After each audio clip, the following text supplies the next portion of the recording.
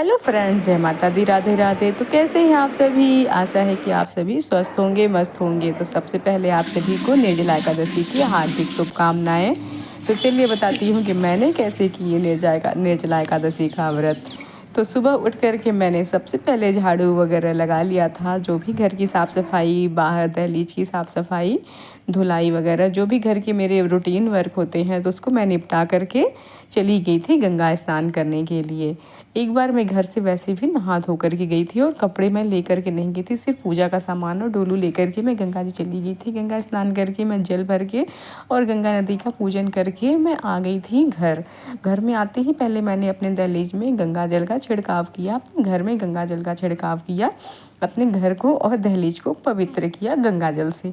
उसके बाद मैंने जो कपड़े सेलेक्ट करके मैं पहले ही चली गई थी, एक दिन पहले ही मैंने साड़ी सेलेक्ट कर लिया था कि मुझे कौन सी साड़ी पहननी है।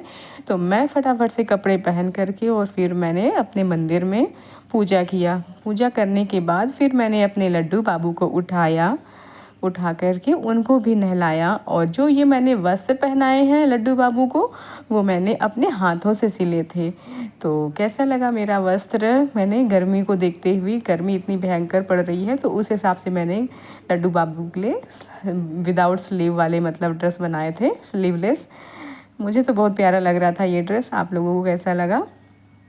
फिर मैंने लड्डू बाबू को स्नान करा के उन्हें उनका श्रृंगार किया और उन्हें भोग प्रसाद लगा दिया। फिर जो भी मतलब होता है कि पाठ वगैरह करना, ज़्यादा से ज़्यादा आज हमें पूजा पाठ में ही रहना चाहिए। तो मैंने अपने घर में मंदिर में मतलब कि विष्णु सहस्त्र नाम का और रामचरितमानस का पाठ किया, भजन कीर्तन किया। उसके बाद बच्चों के लिए नाश्ता बनाना था। आज हस्बैंड का भी व्रत था और बच्चों ने भी व्रत रखा था, तो उन सभी के लिए मैंने नाश्ता बनाया।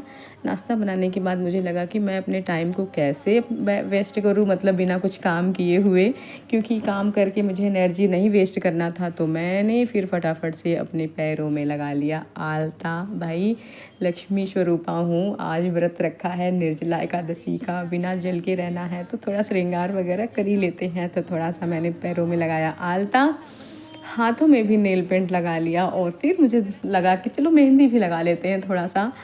तो ज़्यादा तो नहीं लगाया कि फिर ज़्यादा लगाती तो फिर बहुत लेट हो जाता, क्योंकि शाम को उठ करके फिर से नहाना धोना है, नहा धो करके फिर शाम की पूजा की तैयारी करनी थी।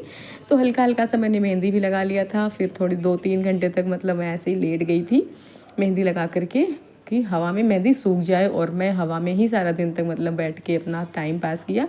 फिर उसके बाद मैंने नहा धो करके मेहंदी छुटा करके नहाया धोया, नहा धो करके फिर मुझे आज करना था तुलसी जी का और केले का, मतलब विष्णु भगवान जी का 108 फेरे लगाने थे। तो मैंने उनको अपने मंदिर मतलब ऊपर आंगन में बीचों बीच में छत में रख लिया था, और मैंने उनका पूजन करके 108 फेरे लगाए। 108 फेरे लगाने के बाद मैंने निर्जला एकादशी का व्रत कथा पढ़ी और हाथ में पढ़ा एकादशी का। फिर उसके बाद मैंने आरती किया, पूजन किया, और अपने दहलीज का भी पूजन किया। और दहलीज में मतलब शाम को मैंने दिया लगाया, धूप बत्ती वगैरह लगा करके।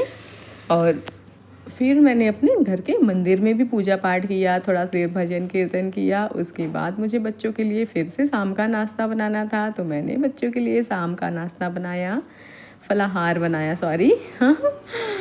तो इस तरीके से मैंने अपने निर्जला एकादशी का व्रत किया।